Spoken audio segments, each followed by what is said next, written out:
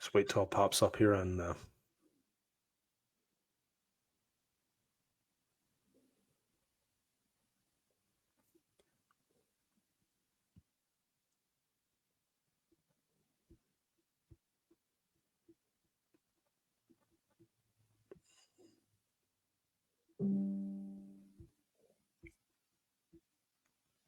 Okay.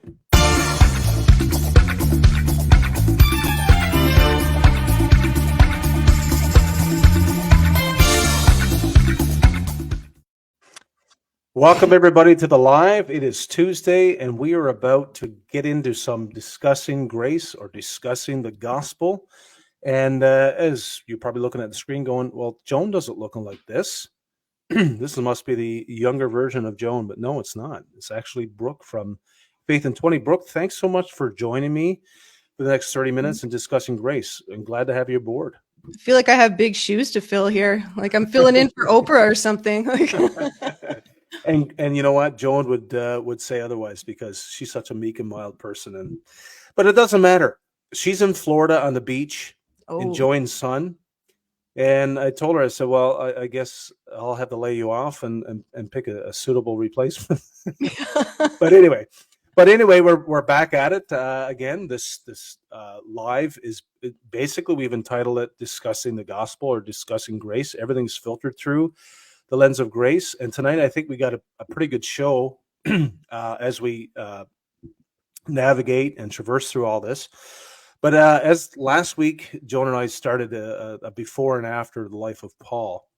And it was pretty intriguing just to read, Paul's commencement, like how where it picks up in Acts 7. Paul is there on the scene. He's giving consent to the death of Stephen, right? He's there. He's supporting it. And then, of course, he begins this vicious campaign against Christians on his way to Damascus. And we just talked a little bit about that. But tonight, where I want to fall is so funny because Brooke and I kind of agreed on this without even talking, but like summarizing Paul's life. And me and Brooke were conversing just before we went live. A lot of people don't understand that Paul was a very intriguing individual. Like he was very smart, very educational. And of course, his background speaks for itself. But I sometimes see that people, when they're looking at the history, specifically Paul, they get almost like bored of it. Oh, this history stuff, I don't need to know that. I just need to know what's in Scripture. Yes, that's good and okay, but it's not all of it. There's a historical backdrop about Paul that I think when we get to know the intricate pieces of who he was and what made him, well, can we say that, Brooke? What made him tick? Yeah, absolutely. Is that a good way? Yeah. What made him tick? Then we get a greater appreciation for this profile and this person. Saul before the cross, Paul after he's seen Jesus. So we're just going to jump right into and summarize Paul's life a little bit, just so we can get an understanding and a greater appreciation for this individual. So before I even start, Brooke, is there anything you want to say at all before we jump into it? Anything you want to add? Yeah, I think I know you guys sort of laid the foundation last week, like you said, but there's some really cool things that I think we can pick up on in Paul's life. Like, first off, we know that during Christ's ministry, we know the kind of people he chose, right? Like the ones who, by all societal standards, were essentially despised, like the tax collectors, the ones who were society would view as being lower than low. So it's interesting that the journey that Paul was on, society viewed him as being very high up, and he is the one Christ targeted, so he completely flipped the script, which we're used to Christ doing that. But a really cool thing about him is, not only was he so well educated, I guess to our American friends, he essentially would have been going to like the Ivy League, like studying under, I guess, the Gordon Ramsay of That's a good way to put it. Of that, yeah, of the Pharisees. So he was studying under Gamaliel, in which Acts 5 and Acts 22 both make reference to this guy. And he was considered, the elder. He was the leading authority in the Sanhedrin. He was even called a doctor of Jewish law. So essentially, the difference between, like going to Bible college versus having a doctorate in theology to that extent. So one kind of cool thing that I wanted to mention about that is, so knowing this and knowing the kind of person that Paul was, like he was present for the stoning of Stephen, like he was a Pharisee among Pharisees. We all know that. His elder Gamaliel was actually, he seemed like a kind of a pragmatic guy a little bit. Like he was kind of a wise guy.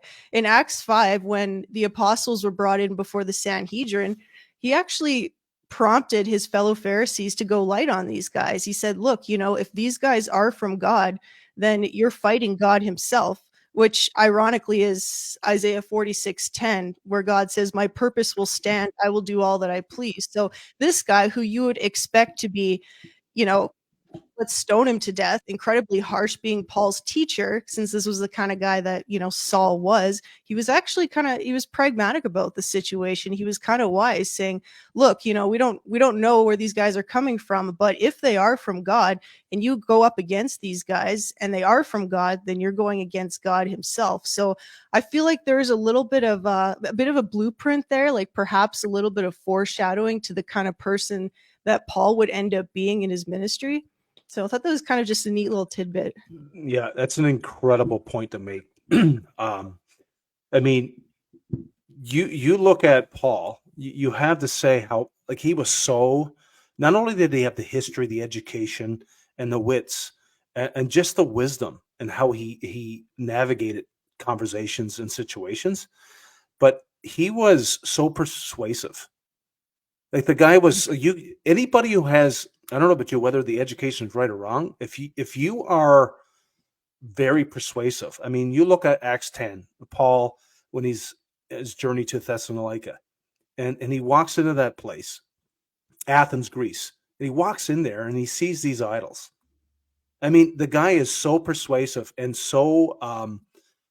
is so timely with how he was able to point to things, use different things, his setting, his people, the audience, or whatever, and be able to draw people to the attention of the gospel that he was about to preach.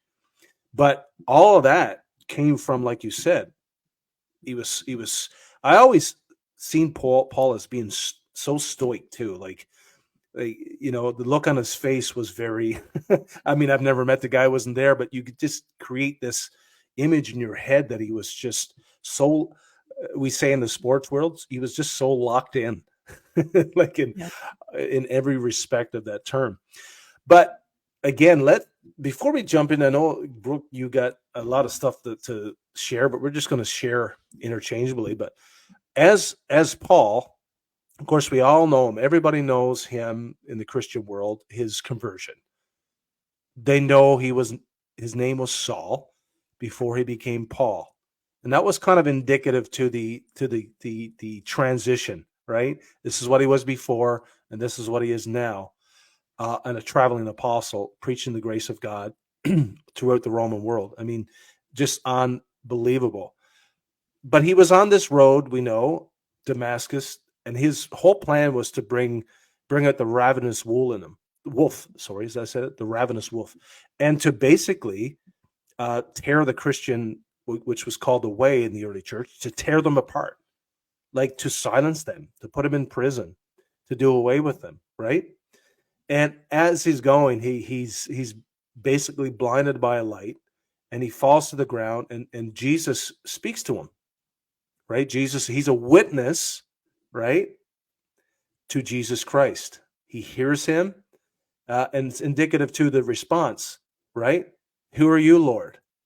And it's interesting that word Lord is not really, not Lord as in God and Jesus. It's actually Lord as in ruler. That's that Greek word there.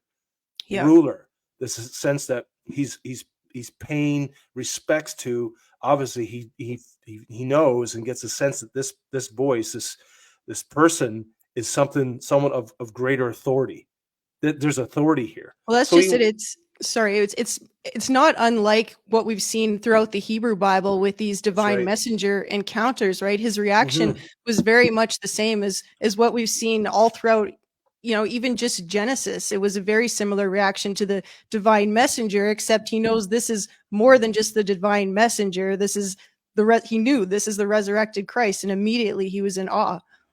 Yeah, and immediately, it wasn't like it took time, Mhm. right? Immediately, he recognized that this is a Lord of sorts. This is Yeah. somebody that is a greater position than me. There's somebody I'm speaking to here that, but it's so astounding because you can't just, to me, you can't just skim over these things. Like, I mean, I don't know about you, Brooke, but I'm not sure if you've watched any uh, movies based on Paul's life. I mean, there's so many out there. Some are very bad, some are mediocre, some are like Yeah. you watch them in small little snippets because you kind of take what you can eat and throw it the bones. But have you ever watched any movies based on Oh Paul's man, I've life? watched an incredible one actually called Paul, Apostle of Christ, and ironically, Jim Caviezel plays Luke in it because we know Jim Caviezel Okay, from yep, yep. he was Jesus in the Passion, so but he plays Luke in it, and it's around the time frame where he's Paul's in his last days, and Luke goes into the prison to kind of get Paul's last words of wisdom before he's executed, and it captures that time frame, and it's just absolutely phenomenal.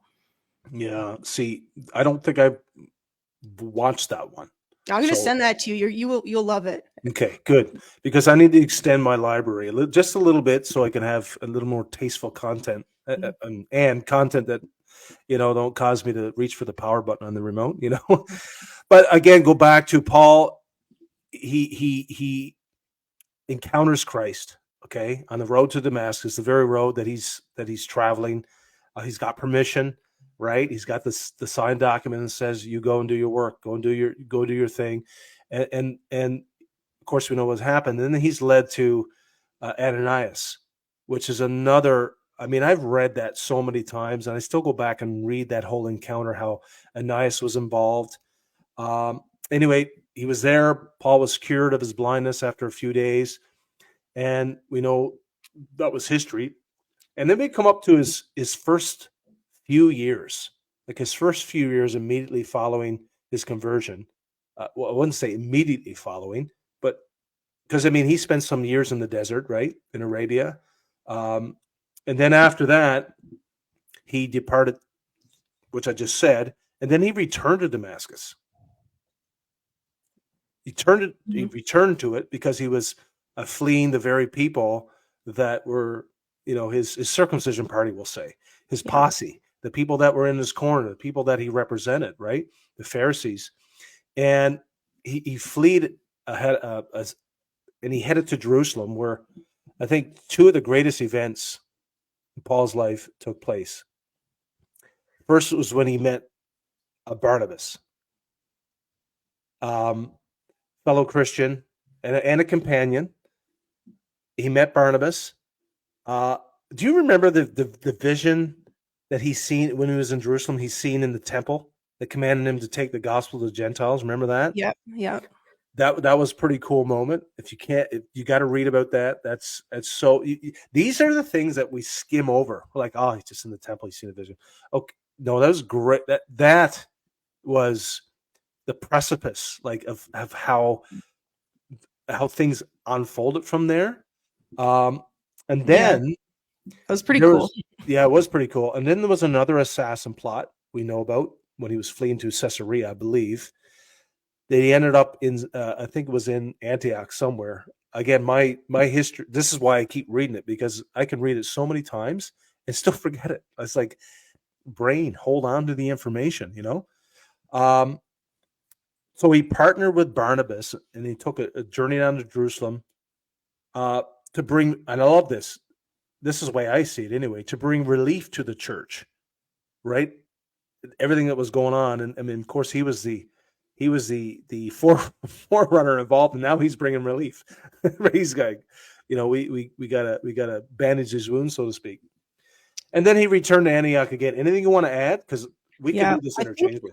And the thing that I want to kind of point out there that I think I don't know how many people think about this or not. I think the notion is that, okay, once, Paul was, I guess you could say, indoctrinated with all this information from the resurrected Christ, and, he could see again. Now he just hit the ground running and he became an authority figure and everybody listened to him and It's he not the opposed case. James. No, Paul had a PR problem starting out, right? Because Right. first off, when you look at the Jews, they're thinking, is this guy, what is he doing? Like, what does he have up his sleeve here? So Peter has to vet him, obviously. And then going to the Gentiles, they must think they're getting tricked or something by him, because the guy, like, no one in their right mind would think that the guy who's been persecuting the church would end up being known for being persecuted for building churches or planting churches, or forming the body of Christ. But So isn't that the way the apostles seen him?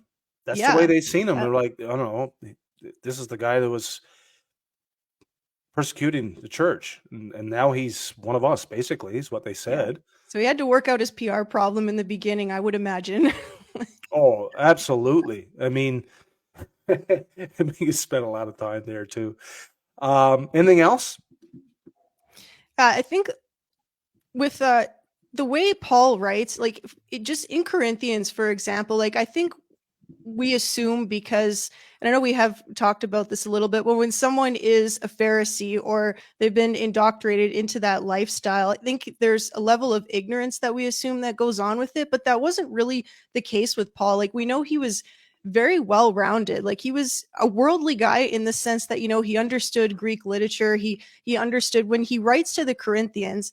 And this is part of the problem with Christians superimposing themselves into the letters that Paul writes, is because Paul understood the background, like the Greco-Roman background. For example, in First Corinthians, he's talking to them about what our post-resurrection bodies Right. will be like, and he's talking about the glory of God being embodied and how Mm-hmm. we will be conformed to this. And he knows that the Corinthians will understand this sort of language because in Greek mythology, they're used to seeing their Yes. gods as being embodied. They were representative of, these beautiful athletic bodies. So Paul knew that they were going to understand that language. So it's just so he was the perfect guy for the job. He really was.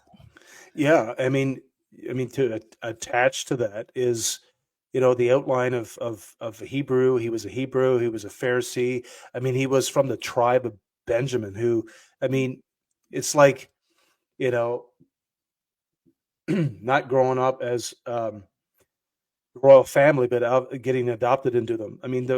This Benjamin clan was, it was the royal family, so to speak. These guys were Mhm. the top notch of right of their day. So, I mean, just Paul is propped up with so many credentials. Like, and it's not like he was actually trying to collect them.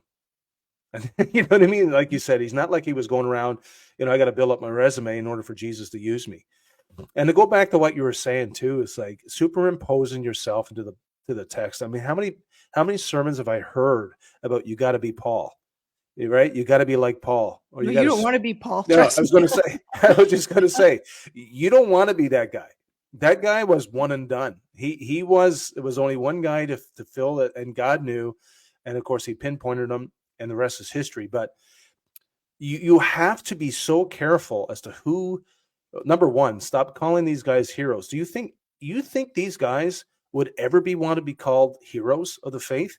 Yet we go to Hebrews 11, and that's all it's Hall of Faith, right?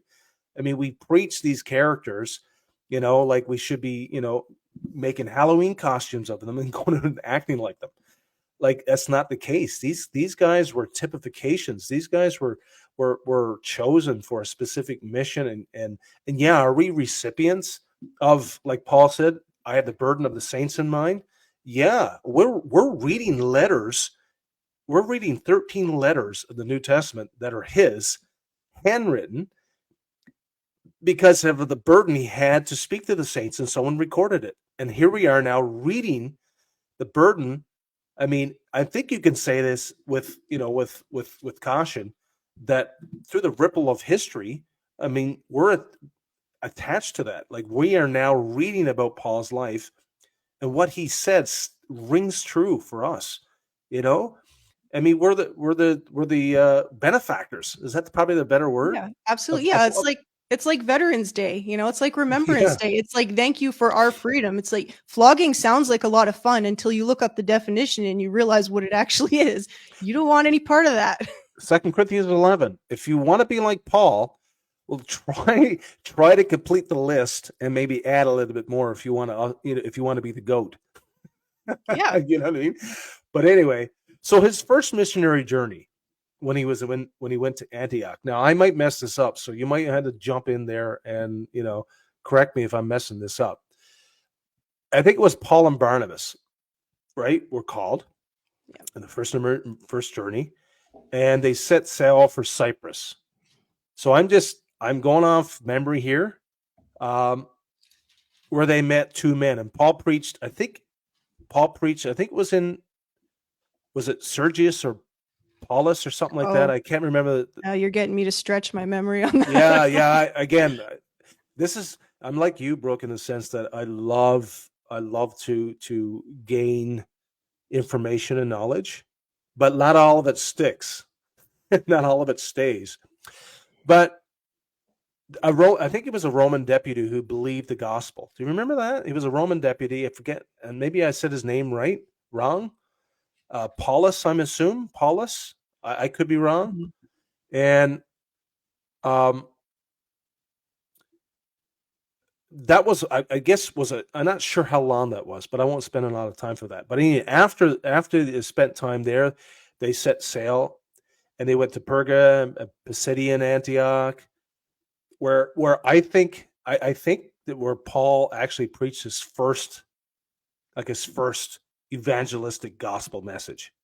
Remember that? Yeah. That was, I mean, do you have any words to describe that evangelistic message, that gospel that first opportunity he had to preach? It's interesting. I was thinking kind of like over the way Paul changed because when he got into the ministry, I think I looked up, it was somewhere around, he was like 27 to 31 years Yep, old or something when he was yep. called, before around the 20 years. Like, if we go back and look at the way Paul talks sort of in chronological form, like even if we go Galatians, his first book, like his zeal, like his it's like any of us who are on fire for God during our first conversion, like, and I hate to use that language in the Grace community, but you know what I mean, right? Excited. Yep. And I wrote down to him, like, was Paul a grace legalist? Like, was he a grace legalist? He was probably pretty on fire and full of zeal after this encounter with Christ. So if you just look at his terminology and the way he addresses people when he's fresh out of the gate there versus when he's, older, he's coming to the end of his life, he's even more cultured than he was 20 years prior. Like, it's such a change. Like, he's giving, almost like giving people more grace at the end of his Hmm. life than he was That's at the true. start.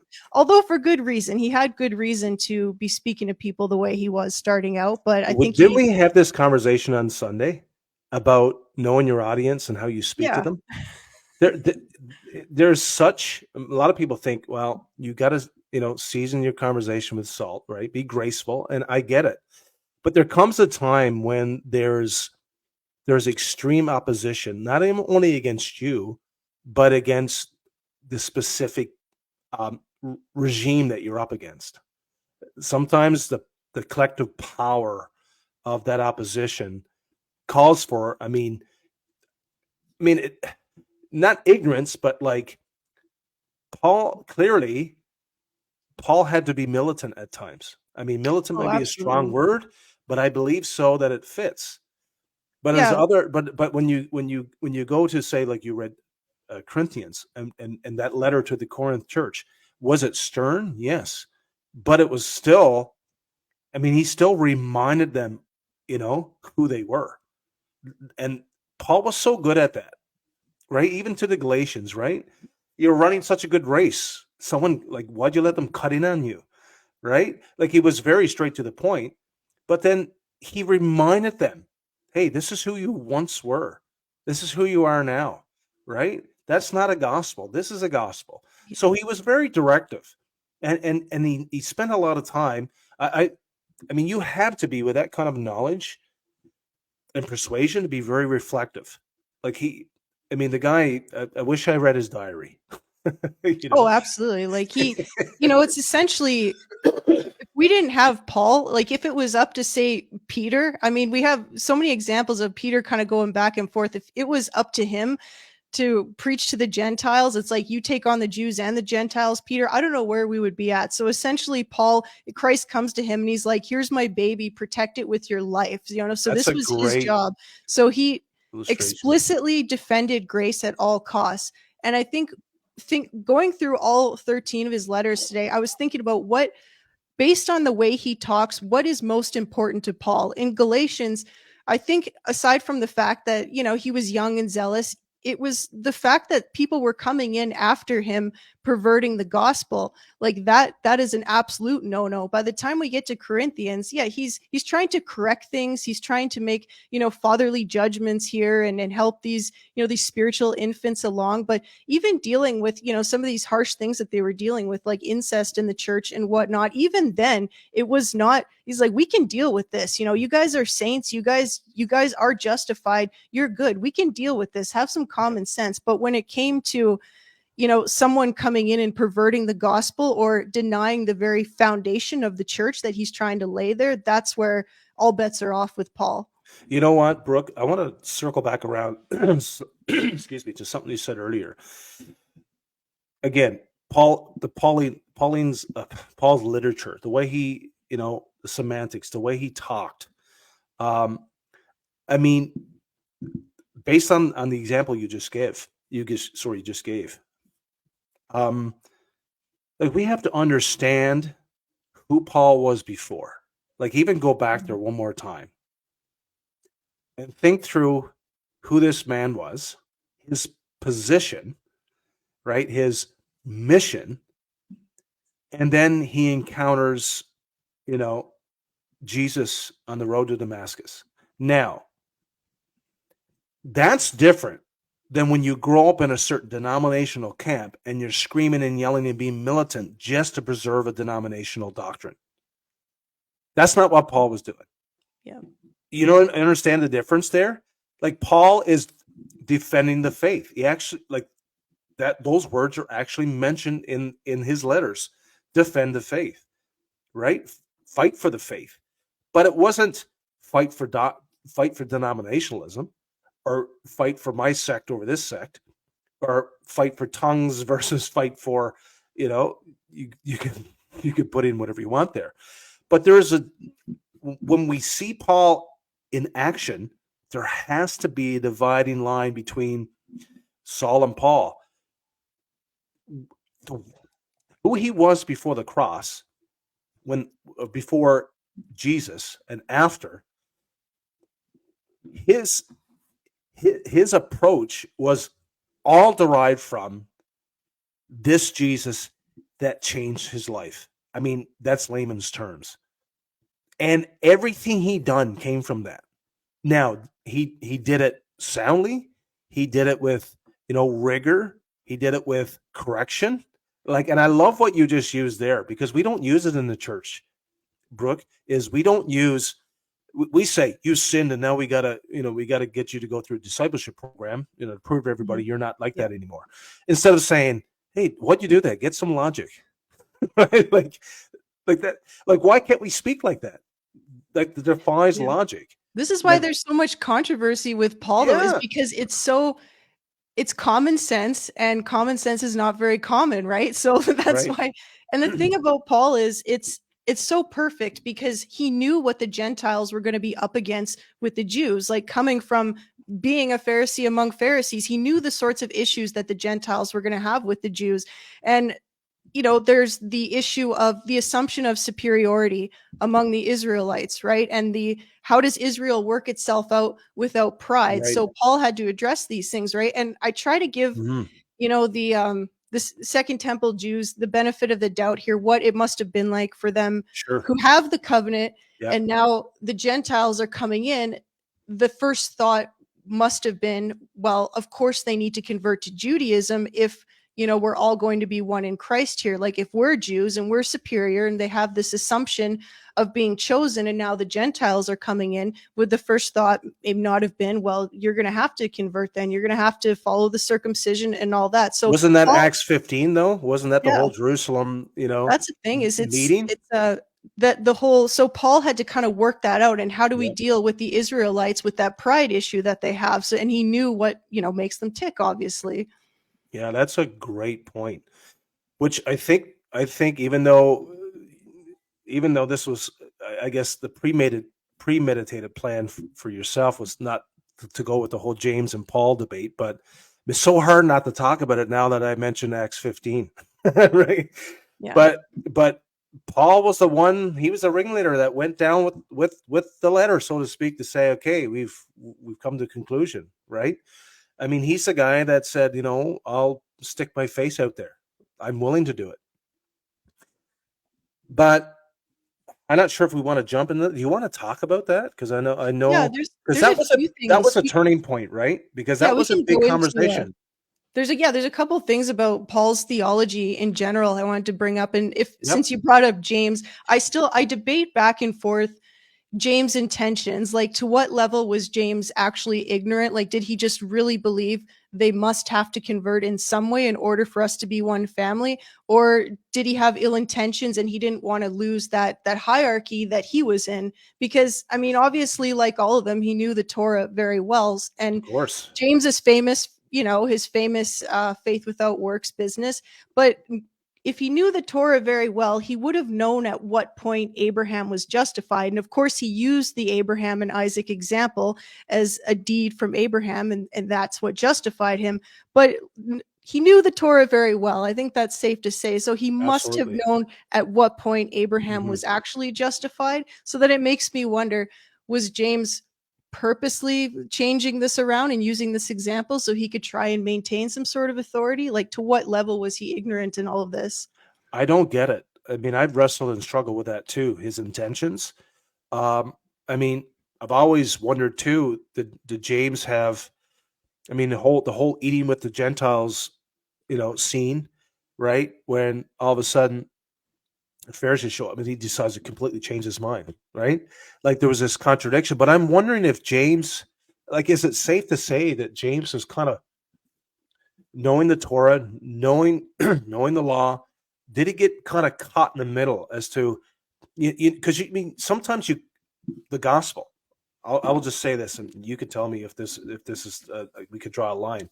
But first, when I came in to Grace, I mean, I was a law abider, so to speak. I was religious minded. Yeah. And I found it very hard to let that go simply because of the audience that may throw me under the bus. Because I didn't, should I go this way? Should I go that way? And it was very hard because there was a reputation on the line, so to speak. Do you think at some point that James struggled with that? Struggling with, even though he knew all this stuff, struggling with letting that go? Because I mean, he was, Oh, absolutely. I right? believe that because we know how the human mind works. And there's even just in the churches now, like the elevated pulpit, it does appeal to the person's ego, whether they want to admit it or not, at least to a certain degree. And so I think, yeah, he All the Jews. absolutely had a hard time letting that go. And so James first says, okay, well, all right, Paul, they don't have to get circumcised, but Yeah. just tell them they still have to follow some Oh, well, dietary restrictions. church, yeah. And if they're going to be part of this whole family, then they can't come in the temple, but maybe they can just hang out outside of the synagogue and Yep, then yep. hear the law. Like, just all I of these. know, I He's know. trying to MacGyver this whole thing. He's trying to get rid of this whole thing. Yeah, he's booby trapping Yeah. it. Like, Yeah. and again, like, I mean, I'm like you. I mean, I read about James, and I have a whirlwind of emotions, especially reading through James. Like that book, like Martin Luther thought that it should never have made the canon because it was so confusing, right? Yeah. Not understanding that when you read through James, you come to chapter 3, I think it is, where he uses examples of the one-time belief, which is the one-time work, right? You got Rahab, right, which was a beautiful example, but she did it one time, and that's the one-time work of salvation. It wasn't, salvation by works, right? So that was a hard. Like again, I got a feel for the guy. You want to have some sympathy for him, But back on Paul. I mean, where are we at? Where are we at now? Second missionary journey. We're about around there now. We're talking about the Jerusalem Council because that was in the journey happened. The second missionary journey happened. Was it around that?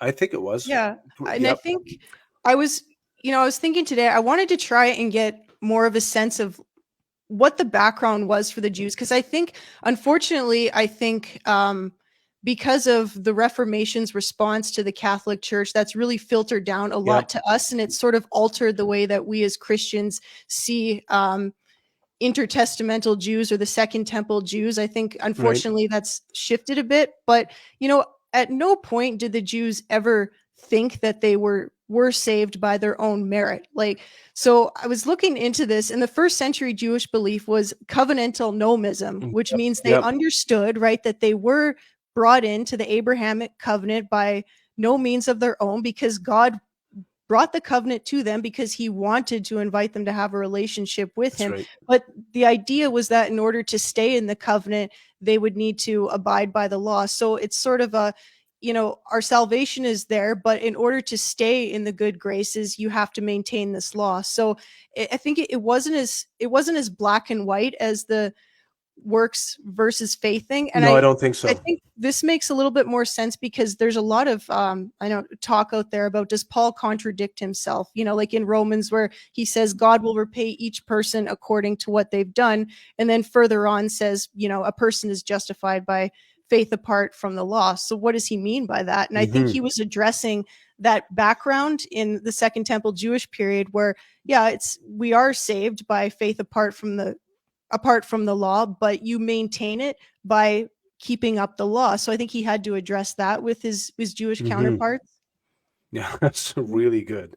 That's really good. So, um, I mean, again, there's no real timeline. There's no real map to follow here tonight. But I wanted to zoom in on a couple of things that Paul did on his missionary journey um, that I thought was so interesting. Um, well, of course, after Paul delivers the verdict, right, to the Jerusalem Council, that is no longer going to be bound. We're no longer bound by the law of Moses. That's basically the verdict he gave, and he delivered that verdict. And then he traveled to Macedonia, which I think was no Philippi. Was that no Philippi? And he cast out. Remember the guy with the spirit of divination, and then he ended up prison as a result. Yeah. And one of my, I mean, depends on what story I'm talking about, but this is one of my favorite stories of the conversion of the jailer. Is just like it's so incredible. I mean, the apologetics that you can see here too. It's just I find it so hard sometimes to find the words to sum up uh just even we see a lot of things that happen to Paul. We never say I never say they were accidental. Everywhere he ended up and something happened to him, there was always some fruit that came from that. Like it's just wonderful to see this again, like the jailer was converted. Um, and I mean, even in his journeys, I mean, Paul was so many times like whether it's asked to leave a city, right, because of what he was preaching, but then there were times when the authorities change their mind and be like, okay, you can stay and preach, right? Like it's like, yeah, you can keep doing what you're doing as long as whatever. And there were stipulations put on him, but like he found a way to kind of like, okay, I can fly under the radar here. I can work with this. Like he was Yeah, it's just it's pretty incredible. Like it just, me, I always use the fly on the wall terminology. Like I wish really. I could have been a fly on the wall in the prison cell, because it's like you have to, this guy just keeps getting better and better in terms of his qualities.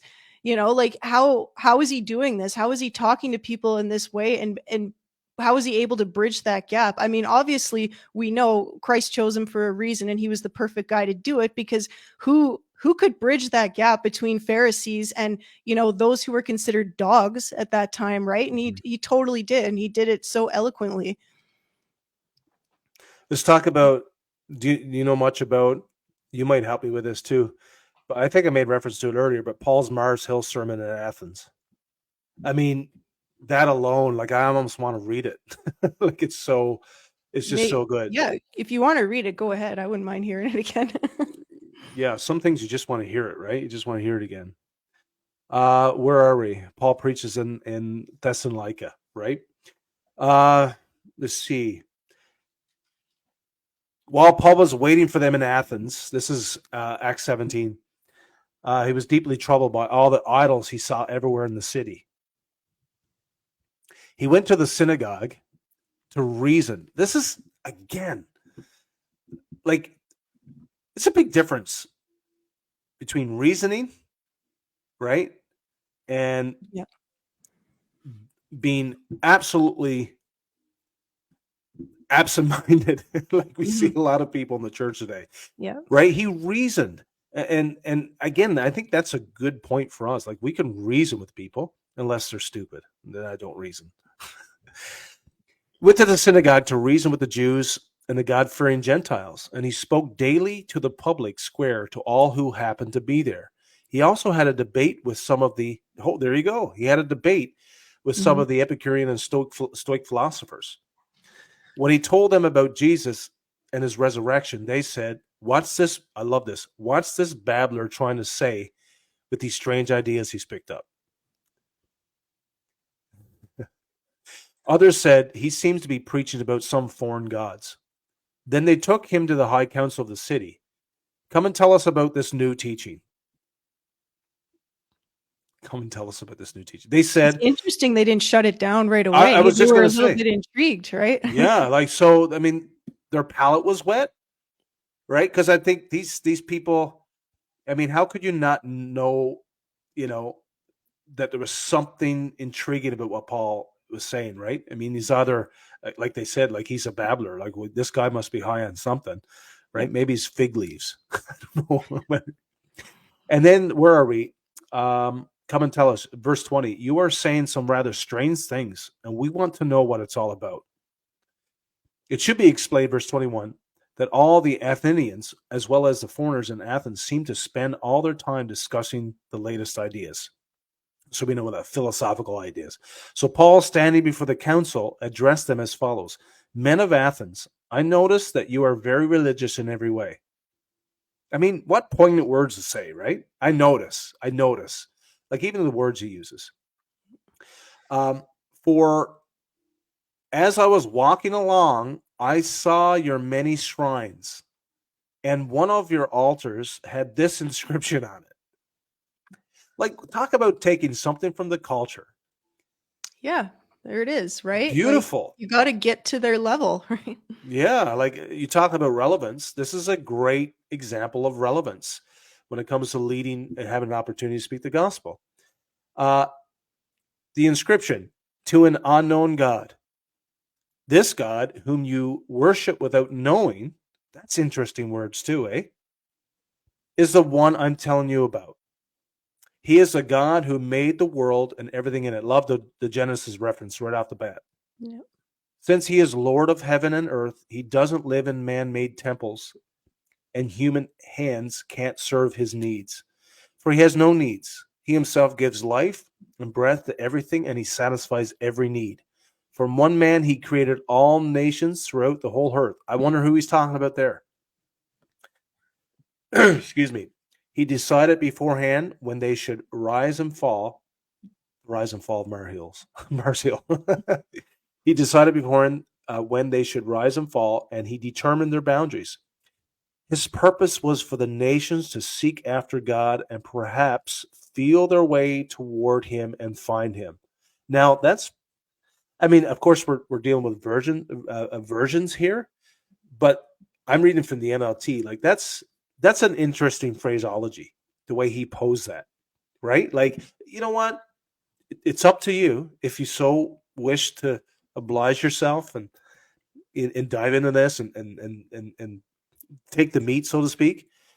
But he never did it. Was there any sense of force? Like, I'm not leaving here Yeah. until I see a hand. right?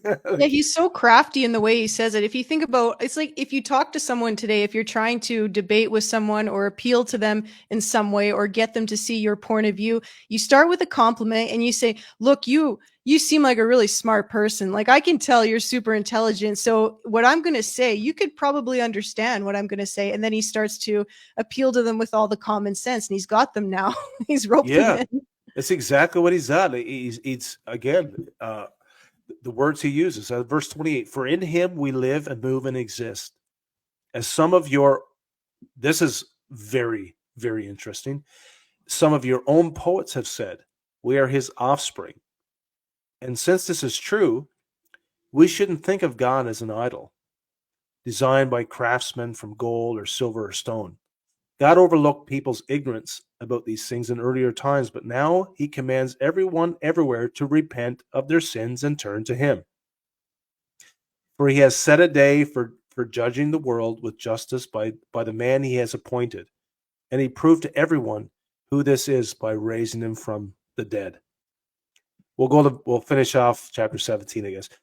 When they heard Paul speak about the resurrection of the dead, some laughed in contempt, but others said, we want to hear more about this later. See, this is another thing too. The gospel is panoramic when we talk about it. It's right, it's panoramic. We think that as soon as we share the gospel, like my example with the guy in the truck, right? Brooke, and I shared that. I mean, today was a whole different story. Like we put this timeline on sharing the gospel, like, oh, he hasn't come to Christ yet. Oh my goodness, what am I going to do? I got to say something. I got to do something. And we form this whole manipulation plan to get him to say the sinner's prayer, just so we can say, oh, he's in the ark. Praise the Lord. He's in the ark. He's safe. Yeah. When clearly we just read, they said, we want to hear more about this later. It wasn't, okay, guys, bow your heads and close your eyes. I mean, we can learn a lesson or two from Paul's approach and how he just shared. And I love that he shared the historical Jesus too. It wasn't just the crucifixion. Mm-hmm. He pointed to the historical Jesus, Genesis, and he even involved some of their own poets, philosophers. This is what these guys said, right? Like, this is exactly, I mean, we talked in our group on the weekend there about how do you present the gospel to people, and it's this way. You have to show continuity. You have to pull Jesus through all the way through Genesis to where you're at right now. That's the only way to do it. You can't isolate it.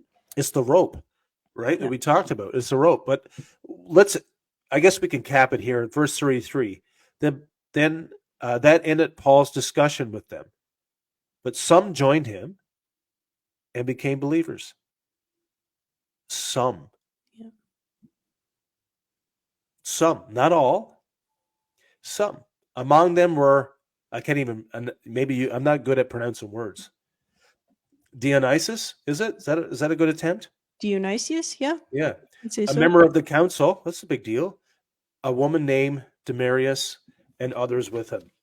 Like, I think we just got a crash course without even having to unearth any of the underpinning things.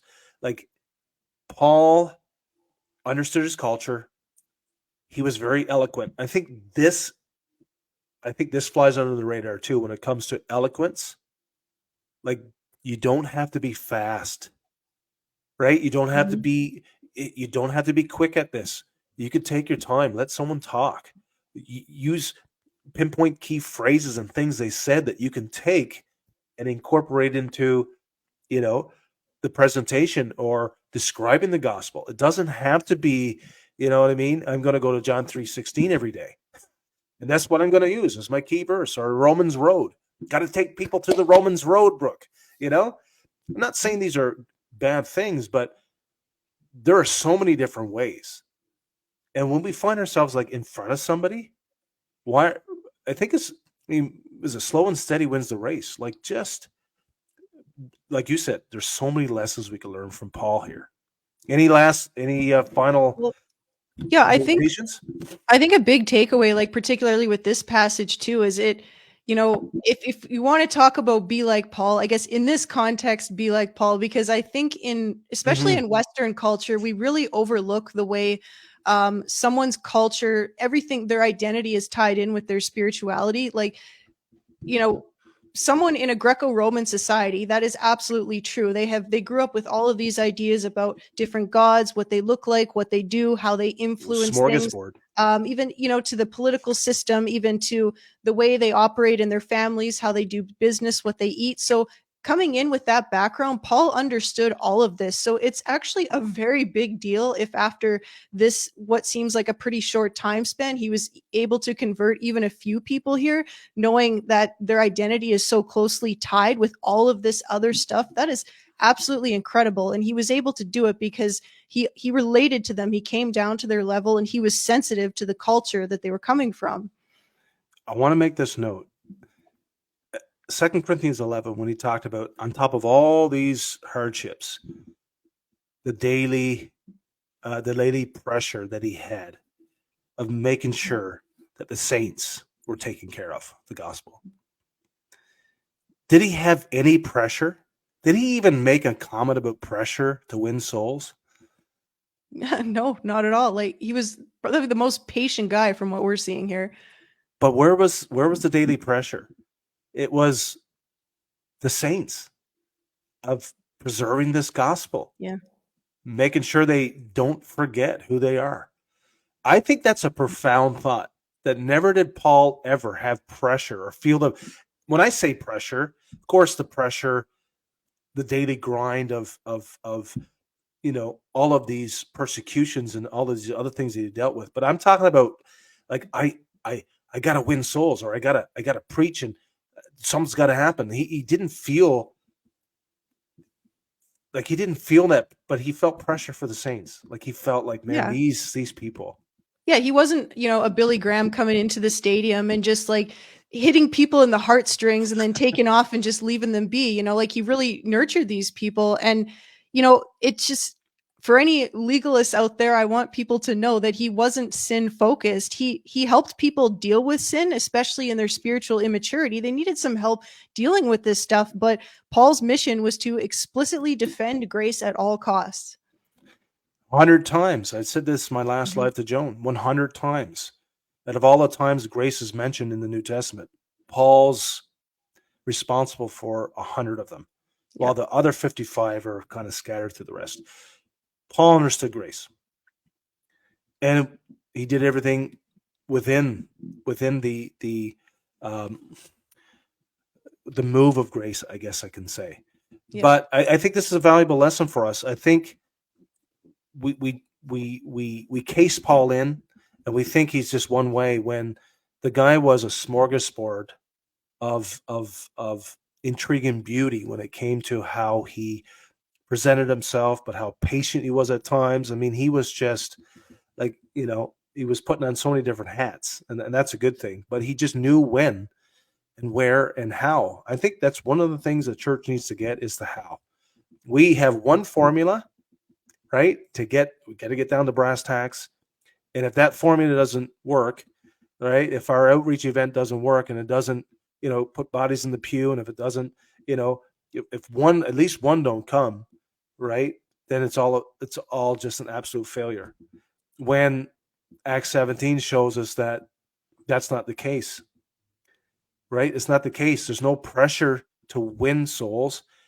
It's to me, with all the religiosity out there, it's a continual reminder to the saints of who they are, because we can get swallowed up right in this law-based um, in the law-based gospel, we'll say, which is no gospel at all. But I think it just speaks to I mean, he speaks to us today, but it speaks to just a beautiful um, a man that he was, but lessons for us to kind of, we'll tuck it in our back pocket and just remember. So Yeah, isn't and it? it, Doesn't it kind of break your heart when Paul gets kind of proof texted with the Paul demanded this, or Paul said women can't speak, after all of these incredible nuances and stuff we've just discussed about him in this incredibly condensed period of time, like just so much about him, and then to see people open their Bibles and just proof text that and say, well, Paul yeah, said this, and they reduce him to that, right? That's Yeah, it. they It's rip it bad. out of context. Yeah, Yeah.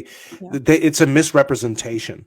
I Yeah. think Totally. that really, um, you're right. It does break my heart because there's so many denominations out there are just doing that, and I think that's one thing that I talk about a lot with people is that Jesus didn't die for denomination, right?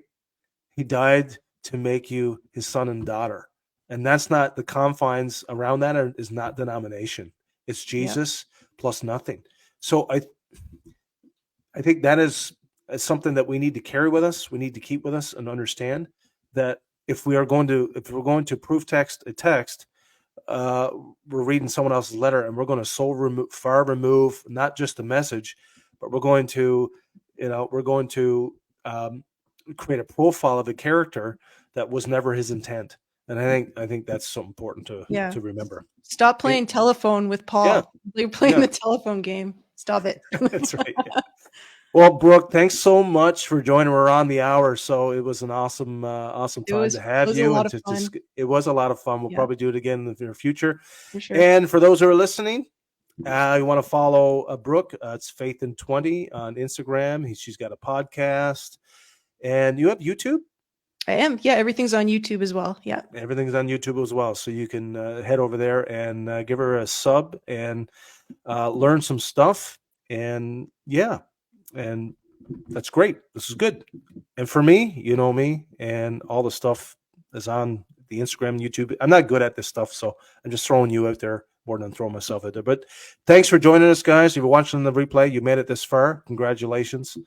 And we'll catch you on the next one. So for now, like Paul would always say, grace and peace. We'll catch you later. Thanks, guys.